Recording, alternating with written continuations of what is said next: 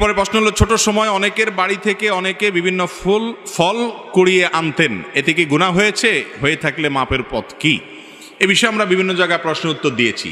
এই আকামটা, এই চুরিটা মোটামুটি সবার জীবনে, বেশিরভাগ মানুষের জীবনে কম বেশ হয়। তো এই অপরাধটা থেকে বাঁচার উপায় হলো, যাদের বাড়ি থেকে, যাদের গাছ থেকে ফল পেড়ে খেয়েছেন, আপনার আশেপাশে চাচা জ্যাঠা বা পরিচিত যদি হয়, তো বড় হওয়ার পর যখন আল্লাহ বিবেক বুদ্ধি দিচ্ছেন তখন মাপ চাবেন, চাচা যান ছোট থাকতে পিচ্ছি থাকতে চুরি করে আম পারছি, এটা পারছি, নারিকেল পারছি, বেঁচে ফেলছি, খেয়ে ফেলছি, মাপ সাফ করে দেন। কেউ এটা আটকে রাখার কথা না। আপনি মাপ চাইলে কি করবে? মাফ করে দিবে ইনশাল্লাহ, মাপ চেয়ে নিবেন।